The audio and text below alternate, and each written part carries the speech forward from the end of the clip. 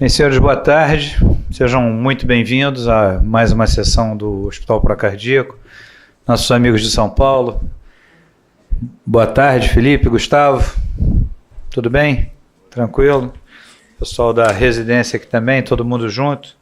Bom, antes da gente dar início propriamente dita a sessão, eu vou rodar aqui alguns informes, então. O primeiro é em relação ao Congresso Brasileiro de Cardiologia, que ocorreu sexta, sábado e domingo em Brasília. Foi um congresso muito bom, quer dizer, Brasília estava muito seco e tal, mas cidade de uma arquitetura muito bonita, né? O congresso foi alguma coisa de boa. Brasília tem que ter, né? Pelo menos é arquitetura, né? Pelo menos minha mãe deixou isso lá, porque de lá para cá parece que está ruim, né? E aí a gente teve lá boas apresentações, muita gente do hospital apresentando temas diversos, pessoal da imagem, Evandro, pessoal da doença coronariana, da insuficiência cardíaca, todo mundo participando de uma forma assim, bastante efetiva do congresso.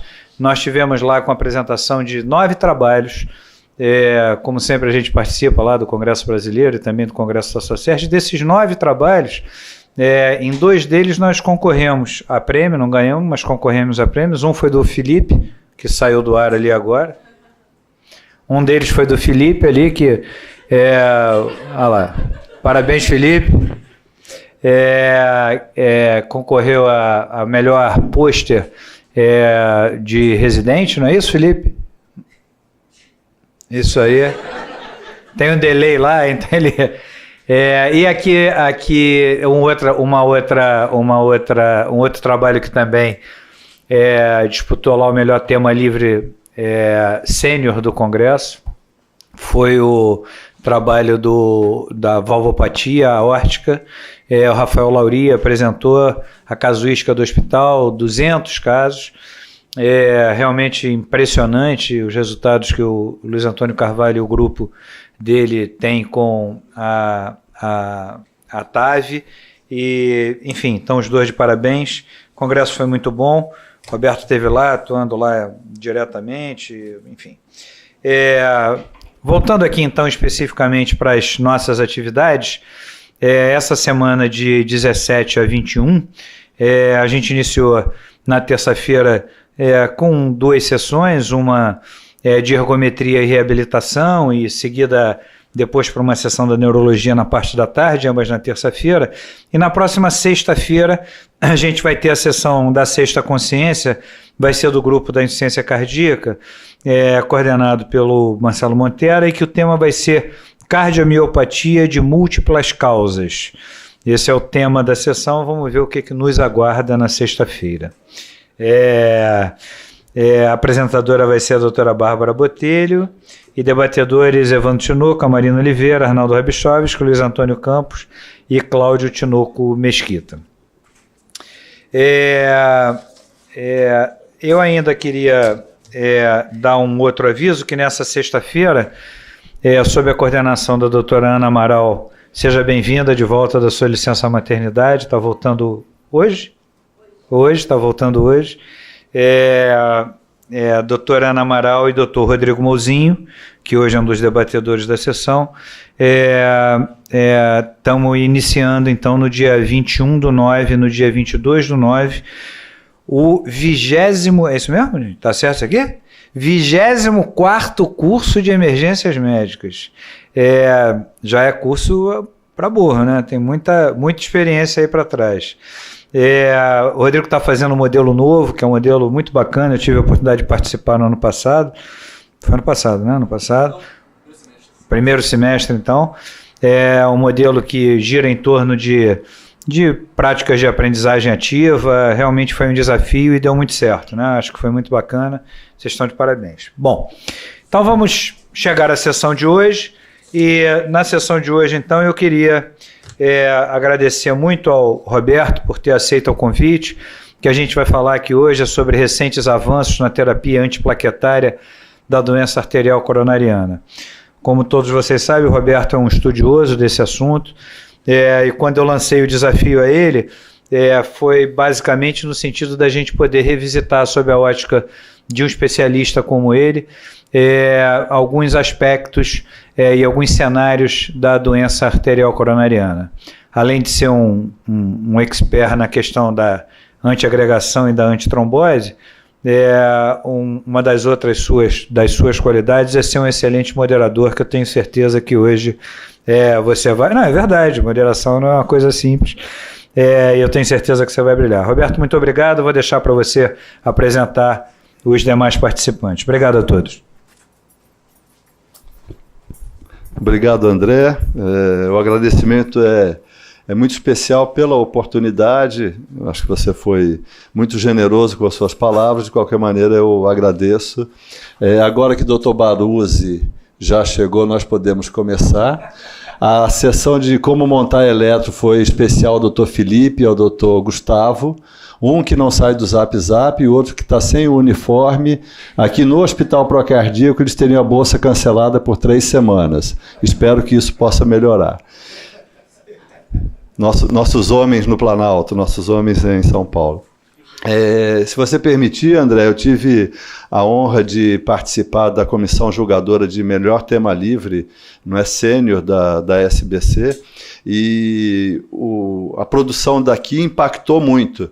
Naturalmente que é uma mesa com vários formatos de desenho, de estudo, e um estudo que é uma grande experiência, mas uma série de casos acaba sendo um pouquinho prejudicada numa avaliação de outros estudos randomizados, estudos de alcance social, como, por exemplo, uma ecocardiografia simples, 14 imagens obtidas por técnicos de enfermagem numa região extremamente pobre de Minas Gerais, integrando informação com a universidade, com os Estados Unidos. Então, essas coisas assim têm um outro impacto, não é? E acabam levando um melhor tema, mas o tema daqui foi muito bem recebido pela comissão. Parabéns a toda a equipe de hemodinâmica e ao próprio hospital, né? Eu gosto muito do tema de terapia antiplaquetária, e nós montamos um colóquio que convidamos alguns colegas, alguns não puderam estar aqui, tentei trazer colegas de fora, mas a gente vai compor a nossa mesa com o Dr. Fernando Rangel, né, daqui da nossa rotina, da unidade cardiointensiva, do Instituto Nacional de Cardiologia, acadêmico de medicina da Academia Fluminense, Dr. Rodrigo Mozinho, corresponsável pela rotina da unidade de emergência, Dr. Daniel Seta, que é rotina da unidade cardiointensiva, daqui do hospital e da unidade cardiointensiva do Hospital Pedro Ernesto, e Dr. Constantino, que é médico hemodinamicista daqui e também do Hospital Pedro Ernesto. Montei um pouquinho diferente, para ter uma base a mais de discussão, e então nós vamos apresentar uma informação um pouco compacta do que a gente tem na literatura, do que a gente tem no fluxograma, para que os nossos debatedores, mas em especial a plateia, traga suas dúvidas, né? Vamos discutir o quê? Bom, terapia antiplaquetária dupla. Quando eu inicio? Para todo mundo? Existem subgrupos que possam se beneficiar mais? Qual é a droga melhor? Clopidogrel, ticagrelor ou prasugrel? Então, um pouco dessa discussão, eu começaria chamando para o momento de início da terapia antiplaquetária dupla. Queria lembrar que na síndrome coronariana aguda sem supra, nós temos, de acordo com a forma de apresentação, os pacientes muito instáveis do ponto de vista hemodinâmico, dor recorrente, arritmias, insuficiência cardíaca. Esse paciente deve ir para a sala de hemodinâmica em 2 horas. Quando faço a terapia? O paciente grave, porque tem o eletrocardiograma alterado, troponina positiva, um Grace elevado, em 24 horas é a recomendação da Sociedade Europeia. Começo da mesma maneira ou não?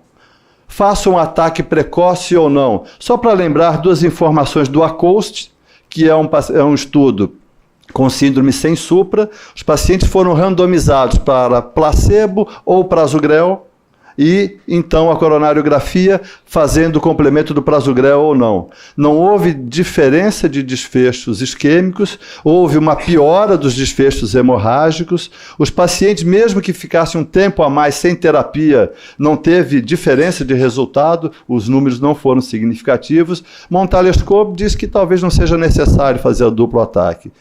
Na síndrome com supra, será que vale a pena fazer ainda mais precoce? No estudo Atlantic, fazendo na ambulância ou na sala de hemodinâmica, o intervalo de tempo foi muito curto, mas não houve diferença de desfechos chamados substitutos.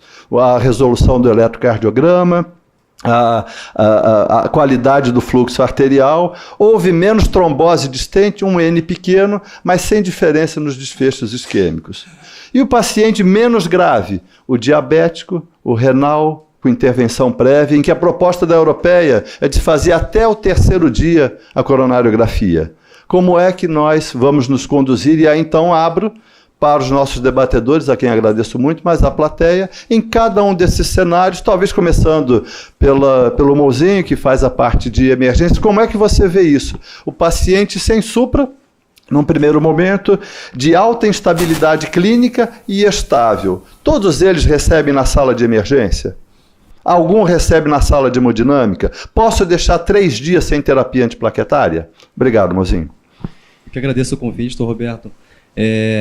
Ótima pergunta. Assim, primeiro antiagregante é aspirina. Todo paciente com dor torácica aguda que chega à emergência e entre as possibilidades diagnósticas está a síndrome coronariana aguda, e não há contraindicação à aspirina, seja uma hemorragia, um risco de dissecção aórtica grave ou alergia, esse paciente ele ganha aspirina. Ataque de 160 a 325 miligramas, na prática, 2 a 3 comprimidos de aspirina infantil não revestidos e mastigados.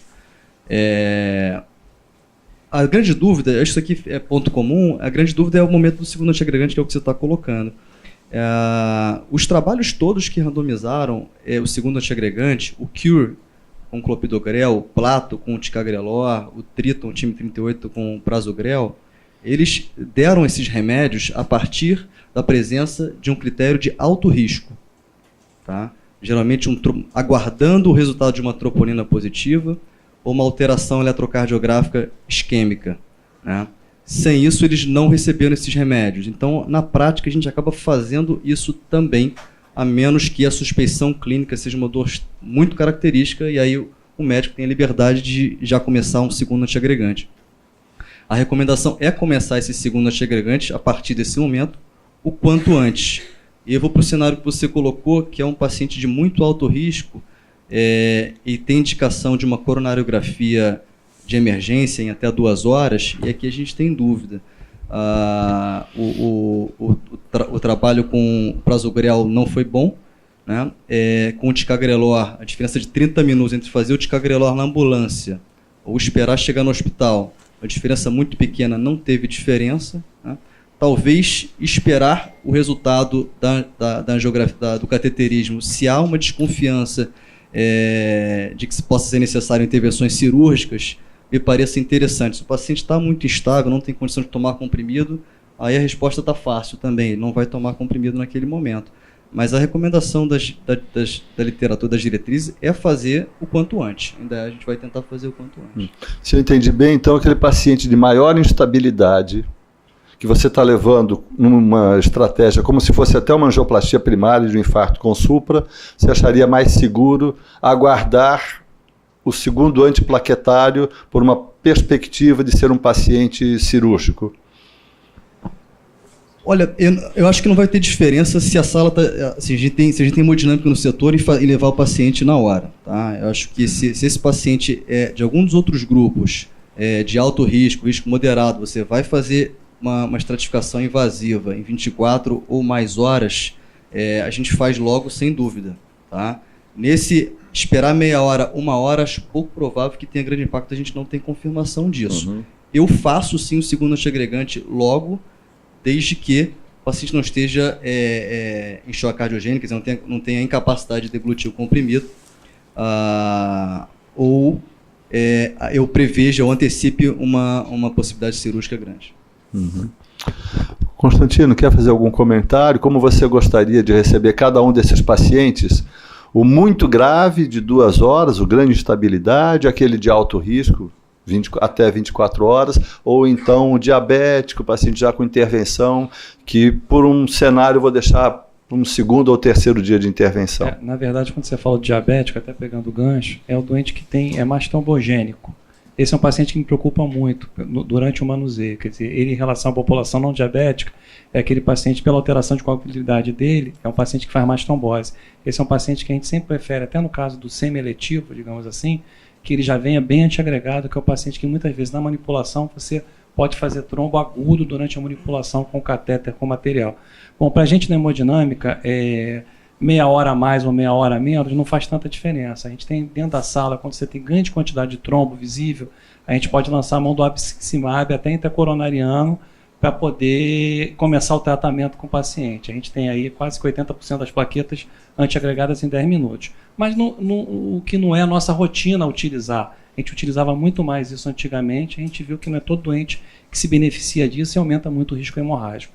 Bom, de preferência, esse paciente já vir antiagregado para a gente dá muito mais tranquilidade. Pode ser até ser um efeito psicológico nosso, mas você sabe que você implantar metal no paciente, você induz resposta trombogênica.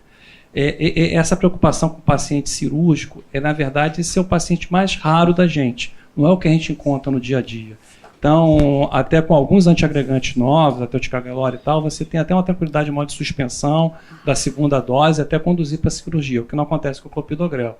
Enfim, então, de uma forma geral, eu prefiro que esse paciente já venha antiagregado. Agora, é o que você falou, sai da sala com clopidogrel, seja qual for, isso é até uma discussão, depois a gente até fazer qual o melhor antiagregante para fazer na fase aguda. E até na continuidade do tratamento, que é uma preocupação maior nossa ao longo prazo. Mas a ideia é que ele já venha antiagregado para a gente é muito melhor. Tá? Depois o que acaba na sala é aquela assim, vai engolir 8 comprimidos de Plavix, mais 2 de AS, aquele catatal de medicamento no pós com a preocupação da trombose. Deixei uma inserção para o diabético e aquela pergunta simples. Clopidogrel, prasugrel, ticagrelor, qual é o melhor? Vamos voltar a isso. Queria aproveitar a experiência que o CETA tem de serviço público, em que nós recebemos paciente com trombólise, sem trombólise, se você veria, né, esse caminho do paciente de infarto com supra, submetido ou não à trombólise, não é como você vê a terapia antiplaquetária, em que a gente não tem grandes estudos, mas tem informações recentes do estudo TREAT, com relação à possibilidade de não usar só o clopidogrel, mas um novo antiplaquetário. Como é que você vê esse paciente da síndrome com supra, não é abordado não por angioplastia primária, mas por trombólise, ou que não foi, não é alvo de uma terapia mais específica? E queria também registrar a presença da mamãe Ana Amaral, que volta para a função de chefia de emergência, não é isso, Ana? E bom retorno. E o debate é bem aberto aqui, você nos ajuda, por favor. Seta. Posso antes fazer um comentário sobre a pergunta anterior? Sei que 10 segundos para o anterior e 20 para o atual. Brincadeira, Seta. Como eu venho do serviço público, também tenho uma experiência grande no serviço público, é interessante porque no serviço público, na síndrome sem supra, muitas vezes a gente espera um longo período para você conseguir fazer a coronariografia. Mesmo naqueles pacientes de alto risco, que são os pacientes com troponina positiva e com infra de ST, e nesse cenário especificamente, eu acho que é muito importante a terapia dupla já estar instituída previamente, porque às vezes são dias até, e você manter esse doente de alto risco dias sem dupla antiagregação é um risco. Esse é um cenário muito frequente, fora daqui a gente não vive isso dentro aqui. A outra pergunta com relação ao infarto com supra, sobre a perspectiva de utilização dos novos antiagregantes frente à pós-trombólise, né? O que a gente tinha era uma não recomendação do uso que vinha diante, né, do Plato e do Triton, principalmente com o prasugrel, era não utilização dos novos antiagregantes plaquetários após a trombólise inicial. Isso com o ticagrelor, sim, havia migração para ticagrelor, mas com prasugrel não.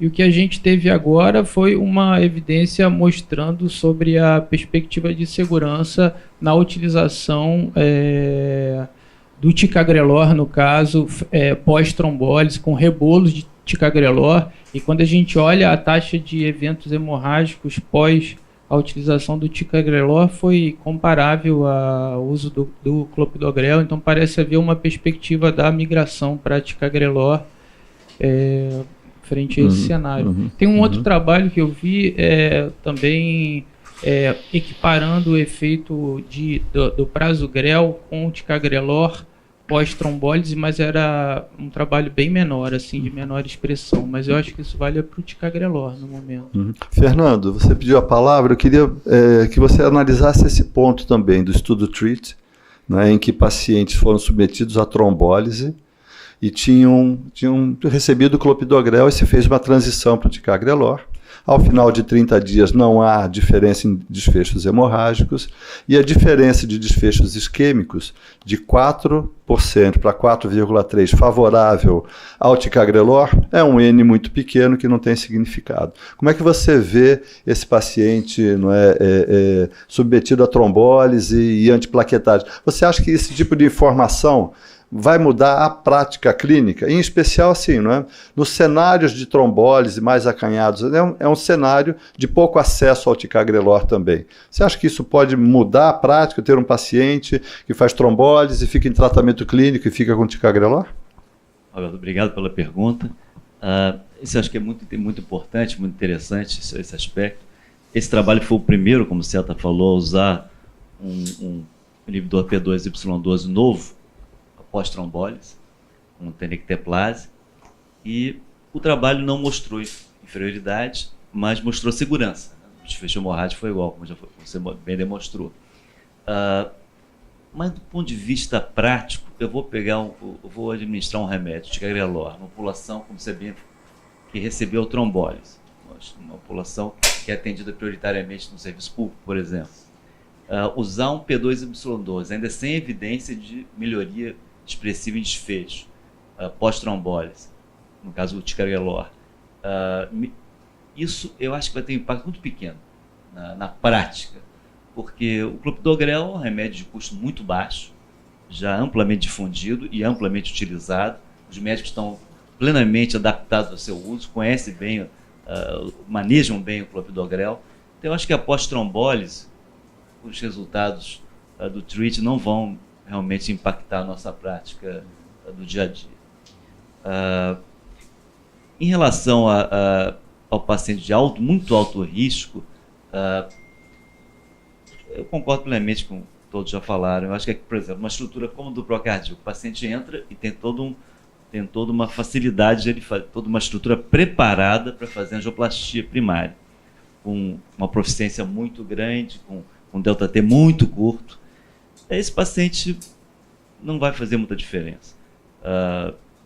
E numa mesa até do europeu agora, achei interessante que debateu sobre isso, a questão do tempo, né, de fazer o inibidor P2Y12 na síndrome coronariana aguda, analisando os desfechos, o resultado neutro aí do ACOAST, do Atlantic.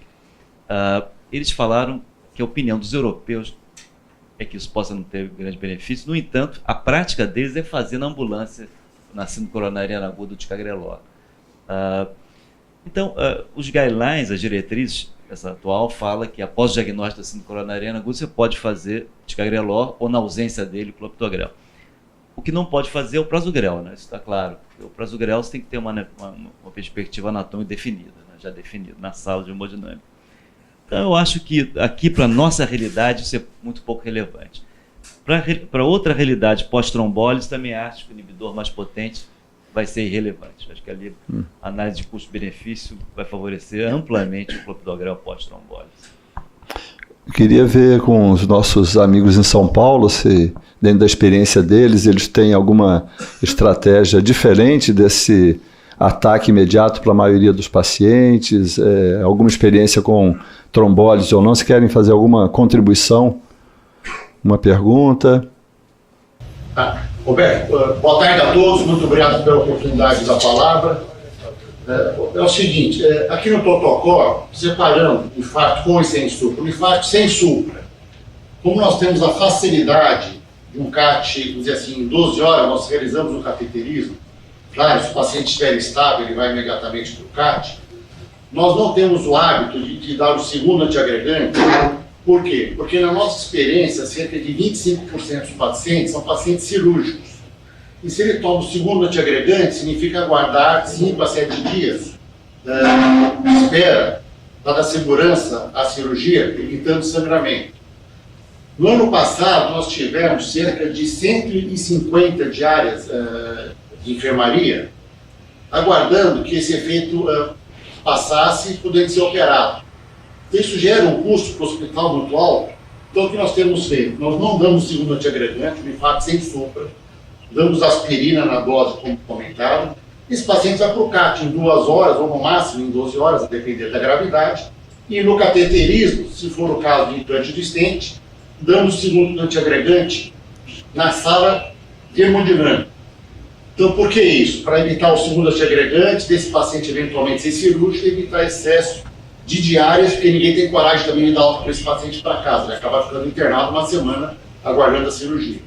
Eu estou falando num hospital privado, como um recurso como o nosso e tantos outros, como o Procardíaco.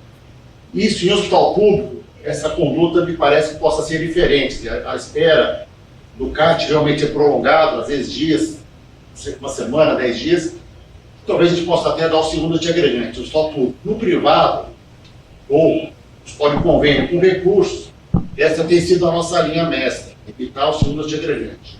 Já no infarto com supra, o paciente recebe o trombolítico, nós só damos o clopidogrel associado, não temos experiência com ticagrelor, até porque os estudos também não são conclusivos, então nós usamos junto com o tenecteplase, o clopidogrel, em doses adaptadas à idade, tem que ter menos de 75 anos de idade ou mais de 75, as doses são maiores ou menores, né, como é o protocolo. Então é assim, em resumo, nós não damos mais o segundo antiagregante no infarto sem supra, pela facilidade do CAT, e aguardamos a hemodinâmica para dar o segundo antiagregante se o paciente for com implante de stent. Obrigado, Baruzzi. Doutor André Volchan quer fazer uma pergunta a vocês aí em São Paulo. Fala, Baruzzi. Tudo bem? Deixa eu te perguntar uma coisa. Qual é a taxa de cirurgia de emergência que vocês têm dentro desse contexto que, teoricamente, o segundo antiagregante poderia impactar no resultado cirúrgico do ponto de vista de sangramento? É porque essa foi uma dúvida que nós tivemos aqui durante algum tempo, sabe? Quer dizer, e o nosso levantamento aqui, o Tino pode confirmar isso, era de uma taxa de cirurgia de emergência extremamente baixa, né? E aí o que a gente passou a considerar aqui num determinado momento foi realmente o custo-benefício frente a essa taxa muito baixa, da gente, apesar de também essa disponibilidade muito rápida do cateterismo, a gente não propiciar. O que você acha dessa questão da avaliação dos números de conversão em cirurgia de emergência e essa análise de custo-benefício? Nós tivemos no ano passado quase 50 pacientes que eram pacientes arteriais e com indicação cirúrgica, de infarto sem supra. Esses pacientes, obviamente, ao tomar o segundo antiagregante, nós aguardamos 5 a 7 dias para a cirurgia. Esses pacientes permanecem internados porque cria-se um drama, mandar um dente para casa com artérias arteriais e tal, ninguém tem coragem também. Isso gerou um excesso de internações, quase 150 diárias durante o transcorrer de um ano. Aí nós fomos rever o nosso protocolo e vimos o seguinte: olha, nós temos facilidade hemodinâmica, então o primeiro antiagregante, o segundo, o que eu acabei de falar, vai ganhar o stent, o paciente recebe o segundo antiagregante na sala hemodinâmica. Não que vai para a cirurgia de urgência, é para eletivo, dentro de 5 a 7 dias se tomou o segundo antiagregante. Mas isso gerou um excesso de internações de diária, então nós decidimos, por esse caminho, o segundo antiagregante na hemodinâmica, se for o caso de uma intervenção com stent, então é feito na hemodinâmica. Se é um caso cirúrgico, ele não recebe o segundo antiagregante e já a depender do caso, ele pode ser encaminhado para uma cirurgia entre 1, 2 ou 3 dias, não de urgência, mas procura se resolver em poucos dias também esse paciente, até para dar uma dinâmica ao hospital, né? E nós não temos tido complicações, o paciente, o que vai para a cirurgia, é um antiagregante, vai guardar 2 ou 3 dias para a cirurgia, para fazer exames pré-operatórios e tal. Nós não temos visto instabilidade, ele recebe beta-bloqueador, eventualmente nitrato, e o segundo antiagregante não nos parece fazer falta. ele tolera bem até, sabe? Obrigado, Baruzzi. Vamos avançar aqui nas nossas propostas de temas. Já foi até comentado rapidamente como o diabético é um paciente diferente. E essa é uma subanálise sempre bastante interessante de subgrupo. E aqui, então, a minha pergunta seria, né, se o paciente diabético ele merece uma atenção diferente, né? Lembrar que no estudo com o Prasugrel houve uma redução de 30% de desfechos quando o paciente era diabético. No estudo Plato, né, essa diferença também, né, foi importante, né? A droga foi benéfica para os não diabéticos e para o diabético também, inclusive com sugestão de uma redução de mortalidade.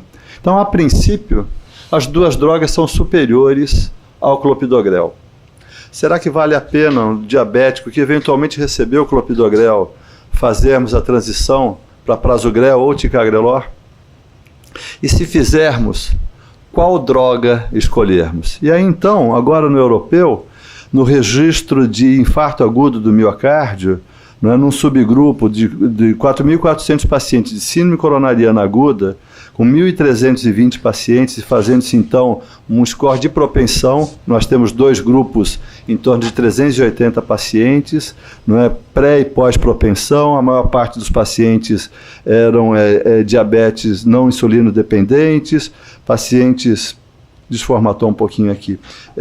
Vou dizer para vocês aqui está aparecendo, 54% de infarto com supra, e é interessante que os eventos adversos na coluna à direita, na primeira e segunda linhas, sem diferenças, mas sugerindo redução de mortalidade do prasugrel com relação o ticagrelor em favor quando comparado com o prasugrel. Mas veja que são N's muito pequenos.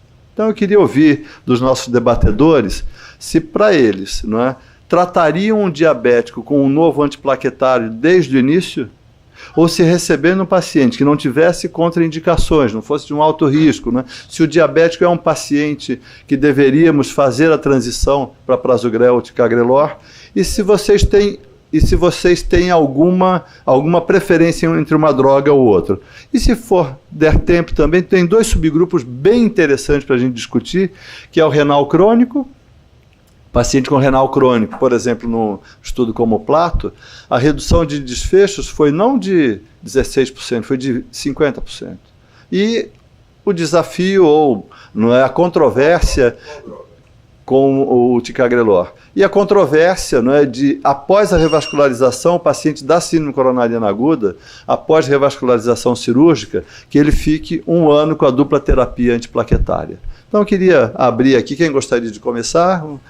O Fernando agora, a gente vai fazer aqui o jogral, um complementa o outro. Então, o diabético, e se der um tempinho, a sua visão sobre um renal ou pós-revascularização cirúrgica. Roberto, obrigado pela pergunta. Eu acho que essas perguntas são muito importantes, porque são muito pertinentes à prática do dia a dia. Essa questão do diabético, naturalmente o diabético ele tem mais trombose pós-síndrome coronariana aguda tratada com stents, tem mais, não só trombose, mas mais estenose, que é outro capítulo, tem mais trombose de Scher. O diabetes, por si só, já é uma condição trombogênica. Então, ele merece uma análise, um cuidado especial, não há dúvida nenhuma. Tem sido demonstrado, como você bem demonstrou nos gráficos do Plato e do Triton, mostrando o subgrupo diabético com grande benefício de antiplaquetários mais potentes. Esse registro italiano, de fato, é bem interessante, que ele mostrou um dado de aumento de mortalidade não cardiovascular com o prasugrel, em relação ao ticagrelor. Isso é um dado interessante, porque nós sabemos que o prasugrel, pelos próprios dados do Triton, ele tem um índice de sangue de hemorragia grande em relação ao clopidogrel. Um pós-operatório, então, isso é exacerbado. Então, o aumento de mortalidade está associado aí, provavelmente, ao aumento de desfechos hemorrágicos. Eu diria que no diabético, nós temos que usar um antiplaquetário mais potente. Se for uma síndrome coronariana com supra, com uma carga trombótica muito grande, eu teria uma tendência a indicar o prasugrel, porque ali é o momento de expressão máxima da síndrome trombótica aguda, com uma carga trombótica grande, em que o uso de uma substância mais potente antitrombótica vai superar os riscos de ocasionar desfechos hemorrágicos. Para as síndromes não supra, não houve, nesse registro, não houve tanta diferença, não considerando o diabetes em si, mas como um todo, mas para ticagrelor ou prasugrel, mas com supra teve diferença, do chamado MACE, né, que é aquele MACE associado à hemorragia, né, o desfecho líquido. Né. Então eu diria assim, pesar o risco hemorrágico versus o risco trombótico, na condição que a questão trombótica é muito intensa e o risco hemorrágico baixo, a tendência é fazer realmente os antiplaquetários mais potentes. Prasugrel seria no paciente, o modelo do paciente com infarto com supra, mais jovem, sem muitas comorbidades e com uma carga trombótica muito grande, conforme tivemos ontem na nossa discussão do round. Então, um homem de 60 anos, teve um infarto com uma alta carga trombótica, síndrome metabólica, e esse senhor não é diabético. E nós fizemos a migração do clopidogrel para o prasugrel, que é na internação, entendendo que ele possa ter benefício em relação aos desfechos cardiovasculares graves. A questão poderia ser também o TICA, mas há algumas evidências. A comparação direta de clopidogrel, perdão, de ticagrelor com prasugrel foi feita em um estudo Prague 18, mas não mostrou diferença, um estudo randômico. Mas houve várias, digamos assim, vários pacientes saíram de um braço ou de outro, houve muita migração, mas o resultado final é que não houve benefício, não houve diferença de benefício. Esse registro aponta para uma tendência que comparou os dois, mas registro, né? Analisou isso da prática, não randomizando, claro, não era um estudo, era um registro italiano. E eles mostraram que, sugeriram que o prasugrel possa ser melhor nas síndromes com supra. Isso, para mim, faz sentido clínico, que é uma altíssima carga trombótica. Poderia ser o ticagrelor também. Diferença de preço, tem? Diferença de preço? Eu acho que os dois estão próximos. É muito mais caro que o clopidogrel, porém, entre eles, creio que, salvo algum engano, que não esteja mais ou menos homogêneo. Outro aspecto, nós íamos falar sobre a pós-revascularização e o renal, né? Pós-revascularização, a mensagem importante é que se for a internação, o caso índice, a internação índice, se for por síndrome coronariana aguda, por exemplo, sem supra de nível de ST, que fez uma angioplastia do vaso-alvo e tem um doente multivascular com um sintaxe alto, um diabetes, que foi lá para a cirurgia. Esse paciente, após período pós-operatório imediato, em que a hemostasia já ficou bem estabelecida, tirou dreno, aquela coisa toda, ele está mais estável, a recomendação é, quando seguro, reiniciar o bloqueador P2Y12 e manter com o mesmo protocolo da síndrome aguda, até 12 meses, a dupla. Se o risco hemorrágico for baixo, manter por 12 meses. Então, isso é uma coisa que frequentemente é negligenciada na prática, né? Sai com aspirina só. A recomendação é fazer a dupla. O renal é outro capítulo muito importante. O renal é um paciente de muito maior risco do que não o renal de ter desfecho grave, cardiovascular, morte, infarto. E após síndrome coronariana aguda, ele estratifica outra vez, reestratifica um alto risco. Eu diria assim, no renal, nós temos que tomar cuidado, primeiro, se estiver fazendo diálise.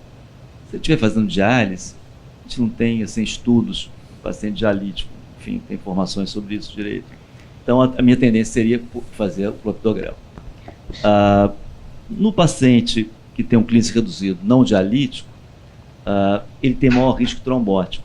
Se ele tiver scores de sangramento relativamente baixos, ele pode se beneficiar de por exemplo, de ticagrelor, que era critério até de inclusão do plato, disfunção renal, como você demonstrou ali, o subgrupo com disfunção renal beneficiou mais. Então, ali, eu acho que o ticagrelor teria lugar também numa síndrome coronariana aguda, um paciente com clínico reduzido, frequentemente é diabético e hipertenso associado. Sim, acho que sim. acho que faria essa estratificação, faria essa monte plaquetário mais potente no modelo de Ticagrelor. Lembrar a todos que nos pode usar prasugrel no paciente com doença cerebrovascular e tomar cuidado com os pacientes acima de 75 anos, que aumenta o desfecho hemorrágico, e os de baixo peso, menor que 60 quilos.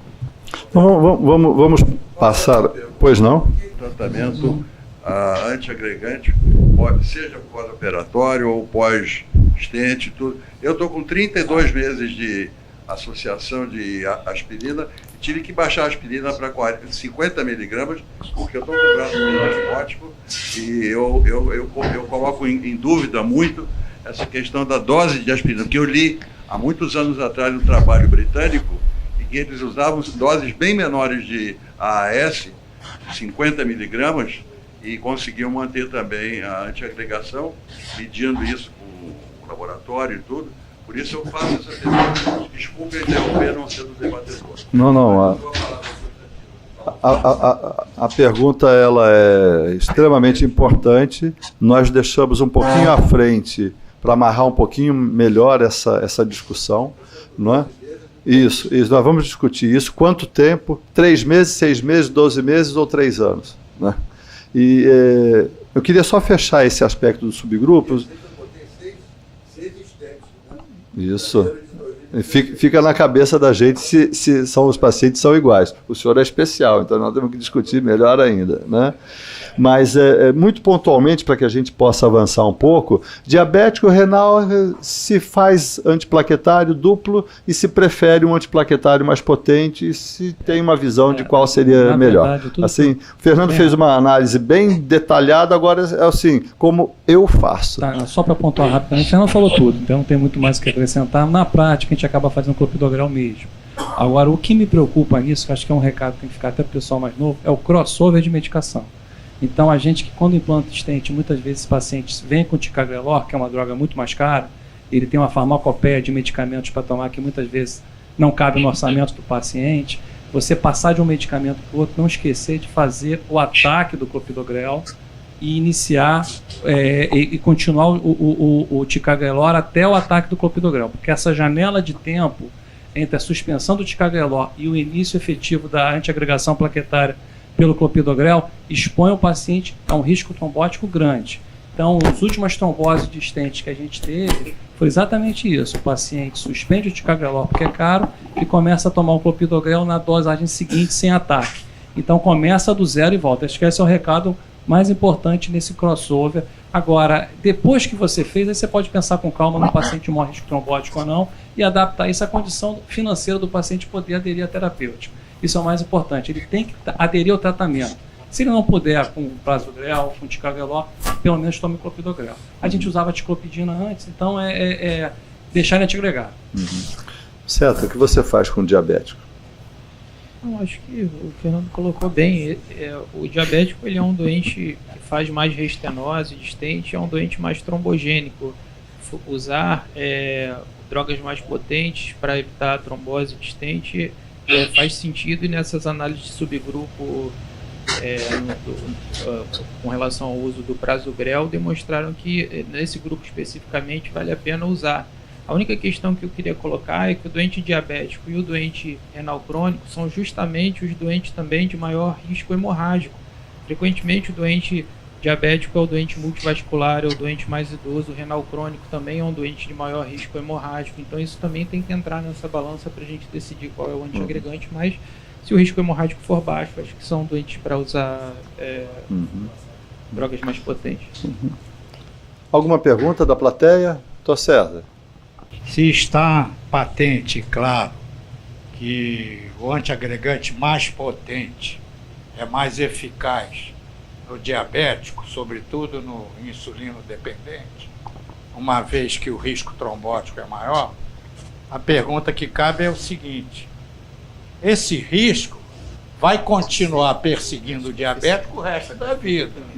Não vai só ocorrer no momento pós-revascularização, seja ela cirúrgica ou percutânea. Então, pergunto aos debatedores se, na opinião deles, não seria, se a literatura abrange esse ponto, se não seria melhor manter, ao invés de aspirina o resto da vida, um antiagregante mais potente o resto da vida. Uma vez também, isso ocorrendo no paciente diabético com mais de 75 anos, onde o risco trombótico é maior por causa da idade também, mas o hemorrágico também é maior. Qual seria a conduta de vocês e se a literatura aborda esse aspecto atualmente? Vou estacionar essa pergunta junto do tempo de terapia para falarmos um pouquinho mais à frente, ok? Não vai ficar sem resposta não, só vou dar um encadeamento aqui para a gente poder fechar. Será pago, será pago. Esse foi o tema que eu recebi para abordar no congresso, na mesa de síndrome coronariana. Clopidogrel, prasugrel ou ticagrelor, qual o melhor? Né? Como eu não consegui responder, eu trouxe para os senhores me ajudarem para a próxima apresentação. E aí então vou chamar já o hemodinamicista com esse tipo de informação, Constantino. O grupo do Thorax Center, até 2014, utilizava clopidogrel na intervenção pós-síndrome coronariana aguda. A partir de 1º de maio, o protocolo se transformou em ticagrelor. Né? Nós temos aqui 2.000 pacientes em que se mostra, mesmo com correção, não é, por um score de propensão, não é, um aumento de 75% dos eventos adversos. Em especial destacado no canto pelas complicações hemorrágicas. A Sociedade Americana coloca o ticagrelor superior ao clopidogrel, o prasugrel superior ao clopidogrel, como um classe 2A, ou seja, classe 1, dupla terapia antiplaquetária, mas dizer que ela é melhor, coloca como um 2A. Né? A diretriz de síndrome com supra coloca prasugrel ou ticagrelor, né? E se não tiver a possibilidade, aí você utiliza o clopidogrel e destaca o risco hemorrágico. A diretriz de antiplaquetário do ano passado, da mesma maneira, coloca no paciente com síndrome coronariana aguda, ticagrelor, primeira linha, ou prasugrel, como uma forma preferencial em detrimento do clopidogrel. Nos registros, que nós não temos, conforme o professor Fernando comentou, o estudo PRAG 18, que randomizou prasugrel versus ticagrelor, muitos pacientes, era um estudo não subvencionado pela indústria, muitos pacientes saíram de cada uma das drogas e foram para o clopidogrel. Não é? Então o desfecho, os eventos adversos ao final de um mês e ao final de um ano, tendo um crossover para clopidogrel na faixa de 30%, não conseguiram descrever que uma droga seja superior à outra. Então nós não temos a comparação droga a droga. Mais uma vez, neste registro de síndrome coronariana aguda, vejam que os desfechos são favoráveis ao prasugrel. Eventos adversos globais, eventos cardiovasculares. Não é? Embora, nas duas últimas linhas, vejam, para a síndrome sem supra, o resultado do grupo como um todo. Prasugrel seria superior ao ticagrelor. Para a síndrome com supra, uma tendência à redução, mas não mais um mesmo valor estatístico. Agora, no europeu, foi apresentado o registro francês de infarto agudo do miocárdio, não é? Aqui então os números 2005, 2010, 2015, o aumento da utilização do ticagrelor em detrimento do clopidogrel. Vejo nas últimas duas linhas aqui que não é um estudo randomizado, é apenas um registro, então nós temos mais síndrome com supra com prasugrel, o GRACE com ticagrelor e com clopidogrel são piores do que, não é, com o prasugrel. E o registro aqui, veja, 4 formas de correção. Abaixo o gráfico mostra que o clopidogrel, não é, tem uma mortalidade maior quando comparado com o ticagrelor, que seria, não é, pior do que o prasugrel. Mas nas diversas correções, eu destaco aqui na última, não é, quanto desse gráfico está correto, em que se corrige, não é, para a estratégia invasiva ou não, para a extensão da doença coronariana, para a função ventricular e para as drogas. Mas veja, é uma ordem de redução na faixa de 30%. né? Para o prasugrel não teve diferença significativa, para o ticagrelor teve, né? Aqui, então, enfatizando nesse registro a superioridade dessas duas drogas, e vejam esse registro, não é, em inglês, com 260 mil pacientes, uma mediana de acompanhamento de mais de 3 anos, mostrando, não é, que a sobrevida com ticagrelor seria melhor do que com prasugrel e clopidogrel. Mas, para a síndrome sem supra, o ticagrelor foi melhor. Para a síndrome com supra, o prasugrel foi melhor. Então veja que é um ir e vir de drogas se alternando, que fica claro assim a superioridade em relação ao clopidogrel. Mas entre as duas drogas, uma mensagem importante que vem desde o CURE está nesse gráfico aqui. Em azul, prasugrel, em vermelho, ticagrelor, a redução proporcional de desfechos mês a mês. Lembrar que a redução de eventos adversos, conforme o professor Kovac perguntou, redução de eventos adversos do CURE 2001, ano que vem maioridade, foi nos primeiros 90 dias. Aqui também a gente observa a redução, em especial até o 3º ou 4º mês. Então, não é preciso que vocês ajudem para o próximo slide, não é qual é a melhor droga, na opinião de vocês, não é? Se quiser fazer um comentário sobre doença coronariana estável, e aqui, então, se a gente, não é, tem diferença na síndrome coronariana como um todo, modelo com supra ou sem supra. O Mozinho, não sei se ele sabe a resposta ou se ele ficou mais ansioso, mas vamos lá, Mozinho. Obrigado. Bom, o fato é que a gente não tem um estudo que nos dê essa resposta hoje. Então a gente está aqui verificando tendências, gerando hipóteses, e não conseguimos ir muito além disso. Do ponto de vista pragmático, na emergência, o ticagrelor me agrada muito. Ele tem sido recomendado pelos americanos e europeus junto com o prasugrel, em detrimento ao clopidogrel, como você já bem disse. E o ticagrelor tem a vantagem de poder ser realizado antes da coronariografia. Então, aqui no hospital e a maior parte das instituições tem adotado o ticagrelor como uma droga melhor nesse aspecto.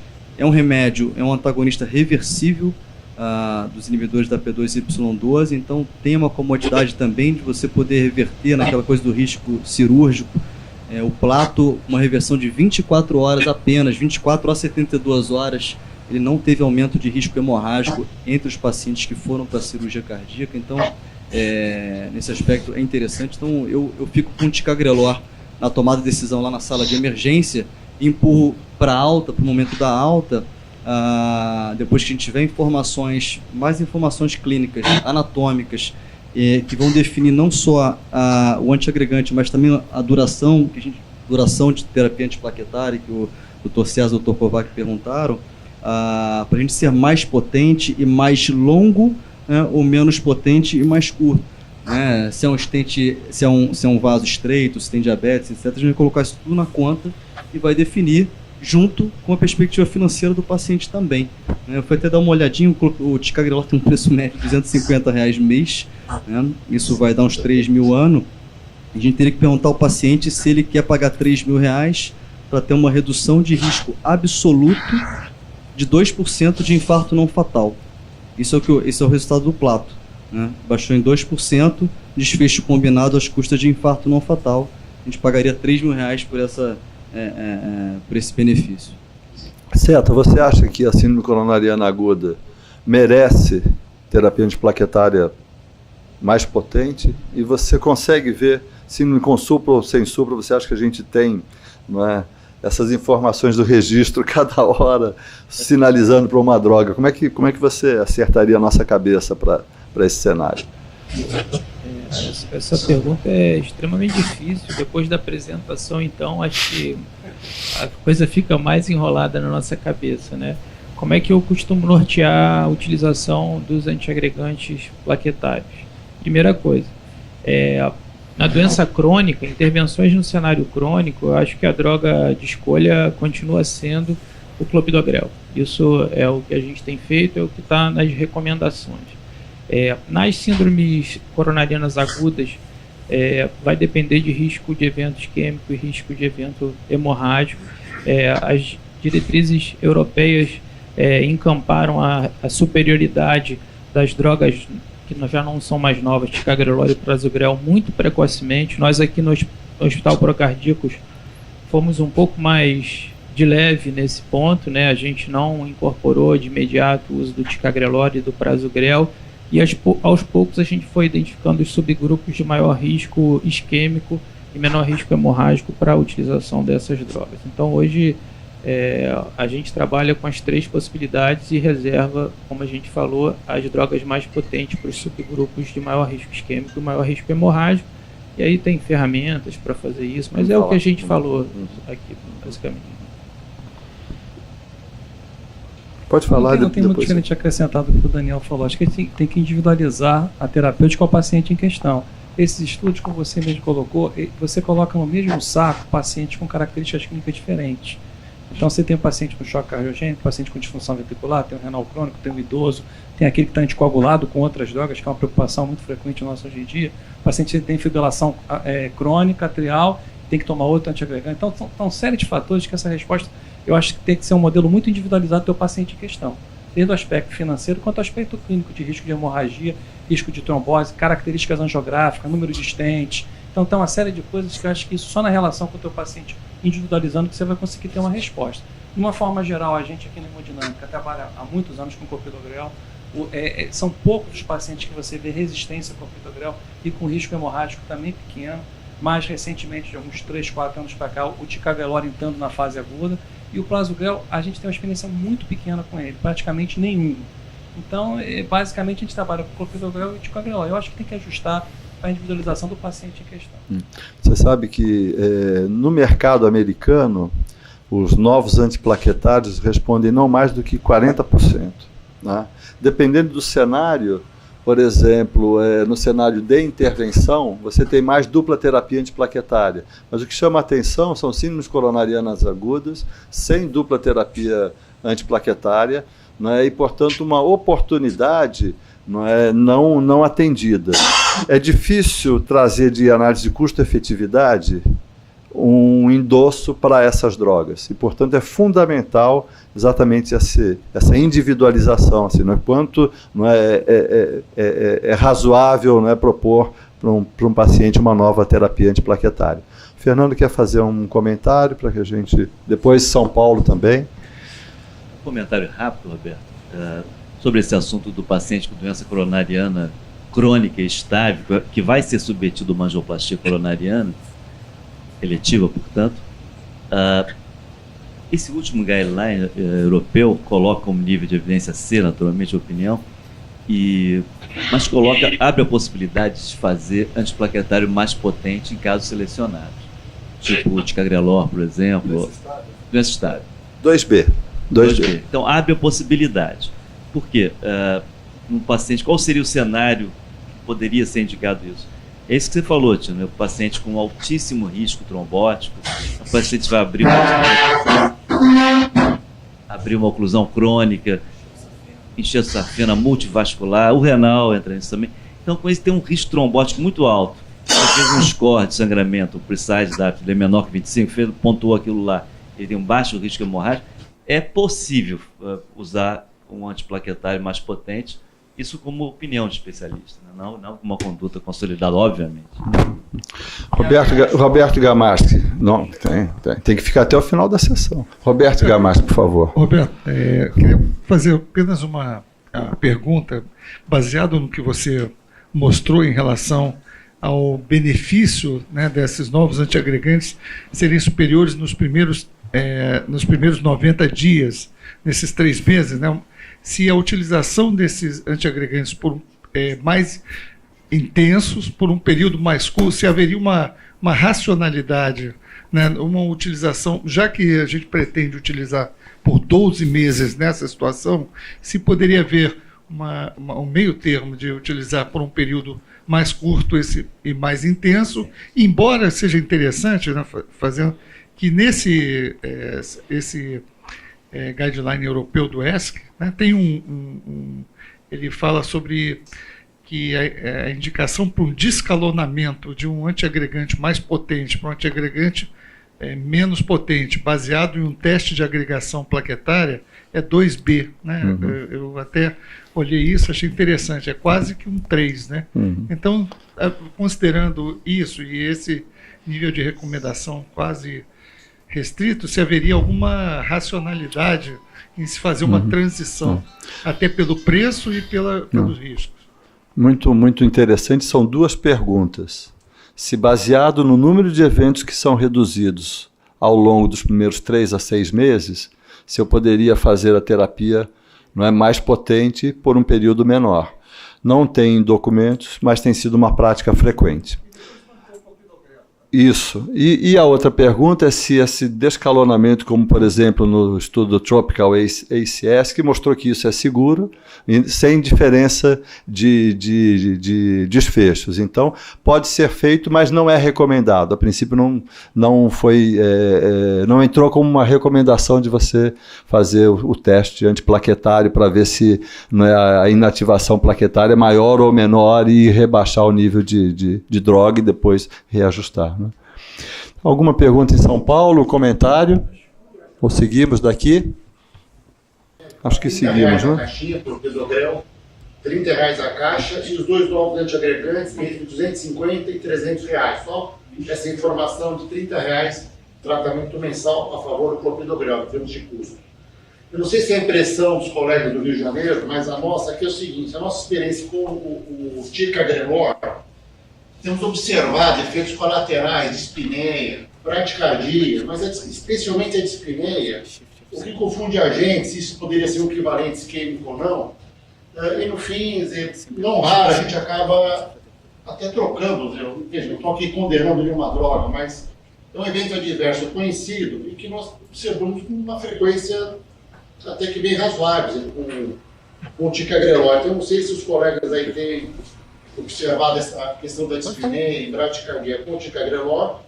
E também gostaria de lembrar os colegas que recentemente saiu um editorial no Annals of Internal Medicine, um colega que estuda muito meta-análise, agora não saberia dizer o nome do colega, mas ele assim metiu o pau no estudo do ticagrelor, dizendo que houve manipulação de dados. Então, a gente tem uns 6 meses fazendo um editorial do Annals of Internal Medicine, por uma discussão muito grande da validade dos resultados do estudo do ticagrelor, foi o Triton, né? O ticagrelor foi o Plato, foi o Plato.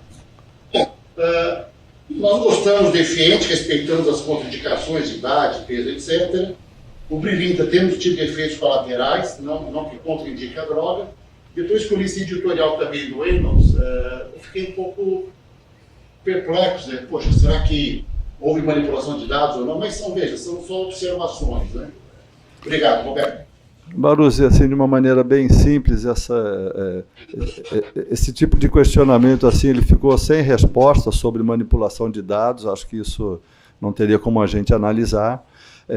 A incidência de eventos como dispneia no recém-apresentado Global Leaders chegou a 26% com ticagrelor, mas dispneia em 8% também dos pacientes em placebo. Então, acho que é um evento adverso que a gente conhece, que pode ser monitorado, acompanhado e, a princípio, poderia ser contornado, né?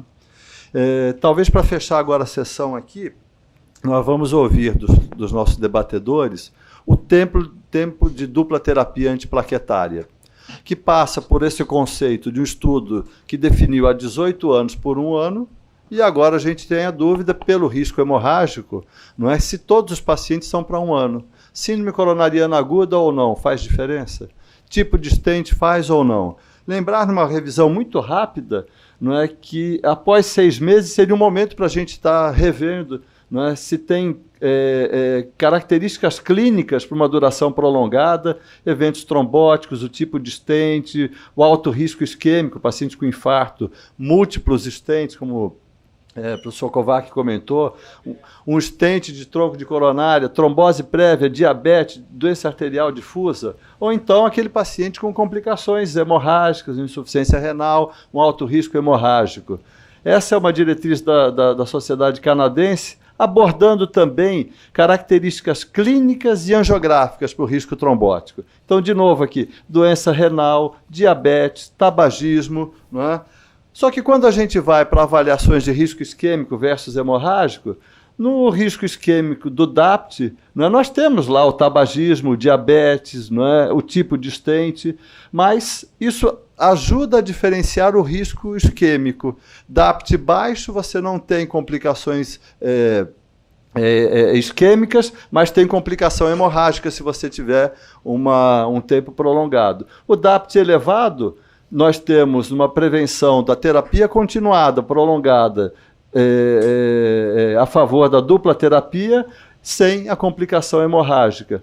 E já foi comentado aqui, faz parte da diretriz, a avaliação de risco mais hemorrágico, que é o Precise DAPT, versus o risco isquêmico. Mas olha que interessante, no risco hemorrágico não entra nenhuma característica clínica a não ser a função renal. Porque, veja, hemoglobina, leucometria, idade, função renal, hemorragia prévia e a pontuação. Tudo que a gente falou de características clínicas hemodinâmicas não está entrando aqui. Esse aqui eu fiz um compilado de vários desses registros, alguns mais agudos ou não, destacando a presença de idade, insuficiência renal, anemia, o gênero feminino, hemorragias prévias, como formas da gente estar um pouco mais atento. Agora, todos esses índices, eles têm uma área sobre a curva não mais do que 0,6, 0,62. Por isso, né, que eles são recomendados, mas como um classe 2B. Então, nesses 10 minutinhos finais aqui, um comentário rápido, não é como vocês selecionam a terapia antiplaquetária dupla. 3, 6, 12 ou até mais tempo de terapia antiplaquetária, e se vocês utilizam esses índices. Mozinho. Há 10 anos atrás, essa pergunta era fácil, a gente era aspirina e clopidogrel por 12 meses, enfim, a gente parava por aí. Hoje, essa ainda é a referência no cenário, seja no agudo, com stent, sem stent, com trombólise, ou no pós-angioplastia letiva, ou pós-cirurgia cardíaca, pós-infarto. Então, a dupla antiagregação por 12 meses.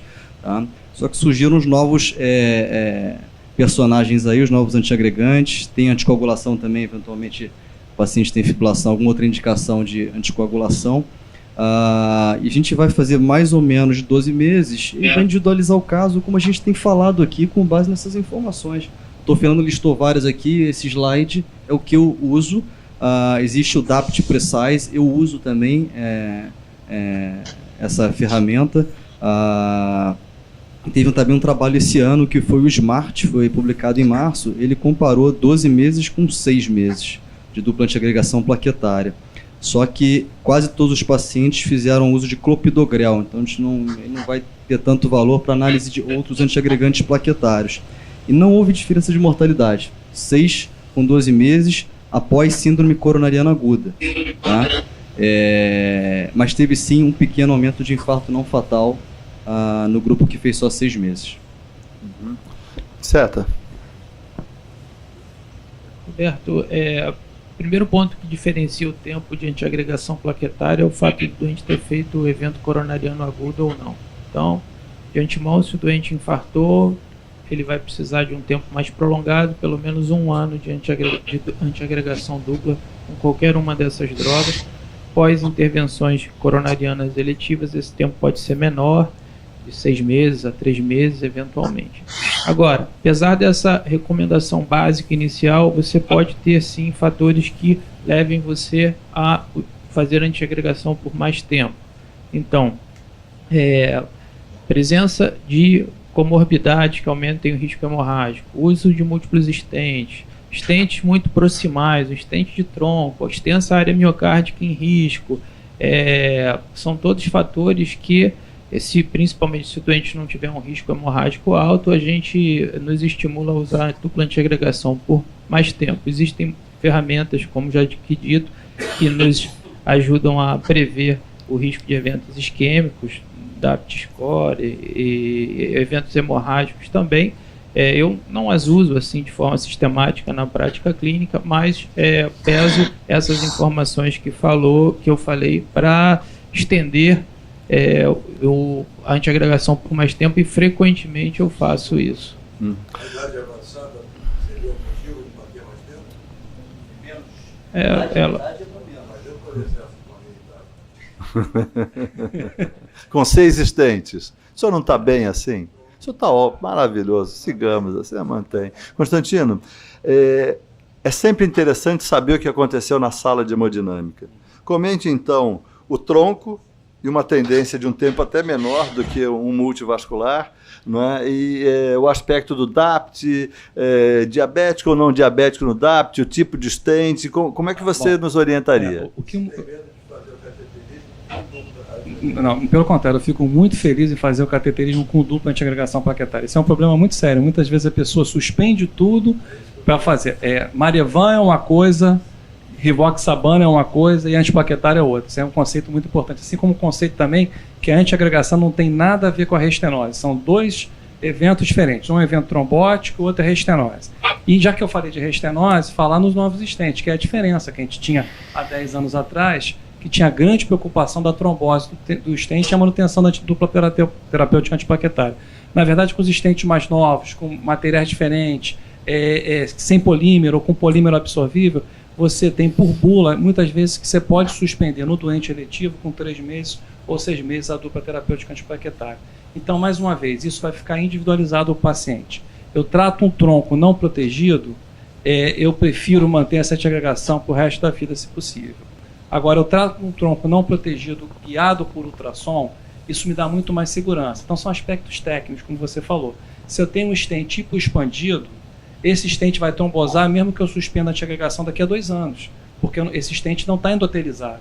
Então, as características, essa interface do clínico com o intervencionista é muito importante, para a gente saber o resultado final. Então, de uma forma geral, onde tem maior área de risco de miocárdio, eu fico mais tranquilo em estender por mais tempo a dupla antiagregação plaquetária. Em relação à idade, Dr. Kovac, a gente tem que pesar muito, como o Roberto falou, o risco-benefício. A idade não é um fator isolado. Tem indivíduo de 60 anos que tem características degenerativas e risco hemorrágico muito maior do que muitos indivíduos de 80 anos. Então, a gente tem que individualizar também essa resposta para a adesão do tratamento. Fernando? Roberto, essa pergunta é muito importante, até que o Dr. Kovac e o Dr. César vamos falar. Eu acho que a duração depende do modelo, se é crônico ou agudo, primeiramente, como o César falou. No crônico, se ele tem alto risco hemorrágico, você pode, com existentes de última geração, fazer a dupla até 1 mês, retirar. Se ele tiver um alto risco trombótico e um risco hemorrágico aceitável, com existentes de última geração, everolimus, com haste mais adequada, menos espessa, 6 meses já é suficiente para todos eles. Pós-síndrome aguda são 12 meses, em princípio, se tiver um risco hemorrágico aceitável. A questão de estender além de 12 meses está estudada até 3 anos, né? 30 meses. 30 meses, 3 anos, arredondando. Então, no máximo até 3 anos, 30 meses. Por quê? O DAPT, o Pegasus, e tem agora o Global Leaders, que estendeu também para 2 anos. Rapidamente falando, a diferença assim, não foi marcante do ponto de vista global, mas teve um aumento de eventos quando considera aquele NACE, né? Porque sangra mais, né? Então, a mensagem é calcular o risco trombótico e o risco hemorrágico. No altíssimo risco no trombótico e risco hemorrágico baixo, a tendência é esticar até 30 meses ou mais. O paciente já teve trombose existente, o paciente diabético, renal, o paciente que tem intervenção complexa, fez uma revascularização multivascular percutânea, esse vai estender. Eu tenho pacientes que estão com dupla antiagregação perene, tem estente no tronco, não, enfim, deixo com antiagregação, porque eles não estão tendo risco hemorrágico. O Global Leaders estudou primeira vez o ticagrelor e aspirina com 1 mês, e depois ficava ticagrelor sozinho, até completar os 2 anos, versus tratamento habitual.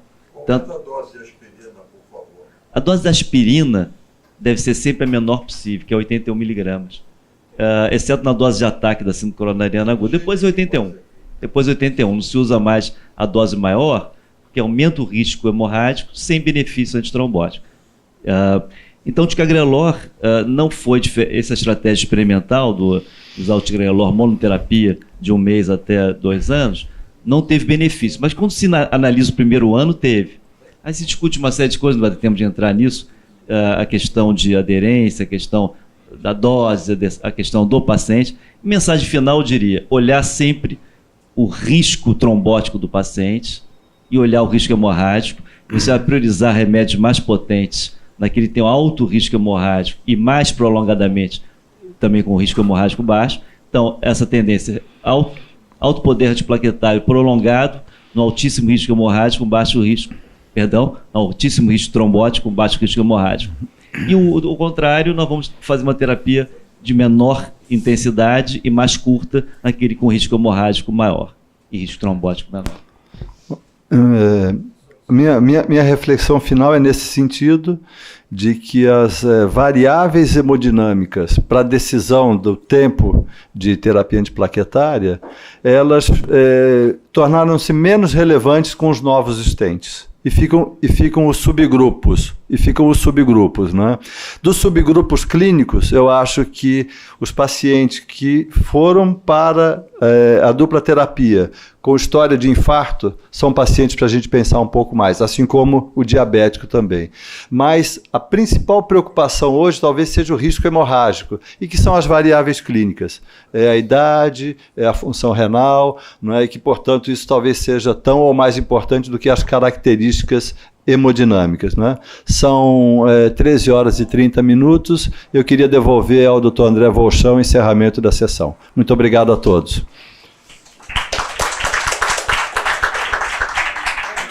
Bem, Roberto, muito obrigado. Eu queria, então, convidar todos nessa sexta-feira agora, Sexta Consciência,